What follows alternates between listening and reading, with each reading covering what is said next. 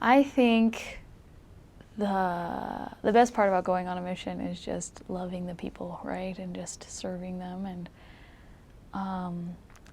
something that was really cool is when I first got to my mission, we all came together. We all were in a big, huge group, and we all came together. And my mission president, we sang "Called to Serve" in Spanish because I'm from. I went to Mexico, Puebla Sur. That's how they say it in mission. Mexico, Puebla, South Puebla Mission. I don't even know. But so that's the mission I went to, and we always sing "Call to Serve," but he would always go "Con gusto" with a big, huge, yeah, and his name was John Stellman, President John Stellman, and he was so fun. But I remember singing that. We were all sitting on the stand, all of the new people, and I remember singing that and just thinking to myself, like, wow, like, this is awesome. This is exactly what I wanted. And looking out into the crowd and wondering who was going to be my first companion. And then they read off the trainers, and I saw my trainer. I remember I saw her, and I was like, oh yeah, she's awesome. I hope that, I don't know, maybe she'll be my companion. Her name was Hermana Peinado. Peinado in Spanish is like to do your hair, like an updo or something like that. Like, that's what that means. And so everyone always made fun of her for it. But when I got there, we immediately started working. And when we got together and we got to our area, my area was called Ometoxtla. That was my first area, Ometoxtla, Cholula. And it's like awesome. I love that area. When I got there, we lived in this house, and all of the other missionaries that had lived there, they all wrote their names on the walls, and the people there that lived there, they weren't members, but that we rented from, they weren't members, but they loved the missionaries, and they actually, one of their sons was actually a member. He was converted by the missionaries that lived there. And he's amazing. I went back, I started my mission there, and I ended my mission like the next ward over. Like, it was like we shared the same church, and it was like we were just an hour later, you know. So I always got to see the people that I started my mission with. And he was just so loving. It was just awesome. Her name is Mama Tania.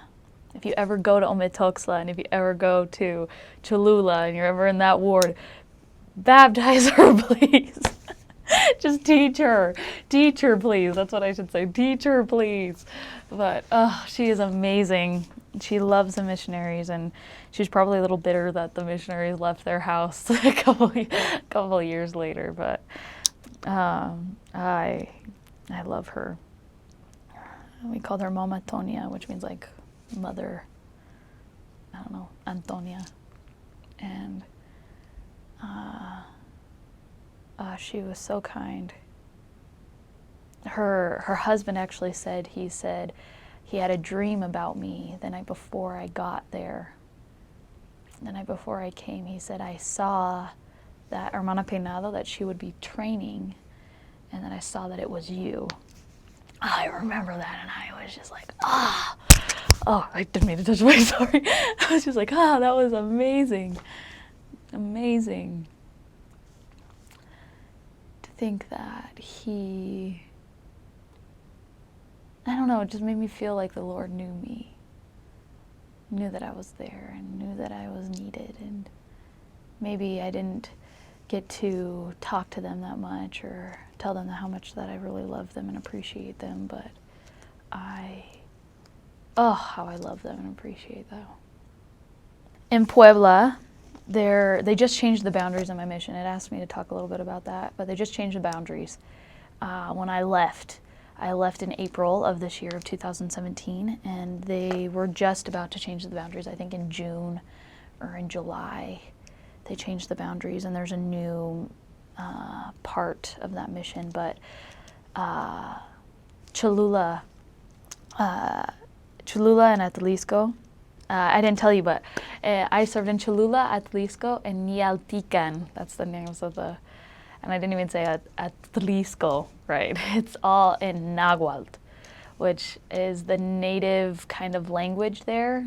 I think it's Mayan or Aztec, the old language. The cool thing about Puebla and the members there is that they are so loving. They're so loving. Les amo mucho. Si pueden ver eso, les amo mucho. They are so loving and kind. And they are so willing to accept you into their home. I remember there have been so many times when I have gone to someone's house and they haven't had food and they have given me food. And I can't even tell you. That's just how everyone in Puebla is that way. If you need something and you're telling them that you're missionaries and that you serve the Lord, they're so accepting. I mean, they might not accept you to come into their home to teach them or something like that because they have other religious beliefs. That's what the word was, beliefs, creencias, and I can remember it. They may not accept you to come in and to teach them, but a lot of the times if they come in and they say that they don't really want to listen to anything, but they'll come in and they'll tell you to come in and please, have some food, have some water, do you need anything, here, take this, all the time. They're so giving and so loving, and I love that about them. I love that.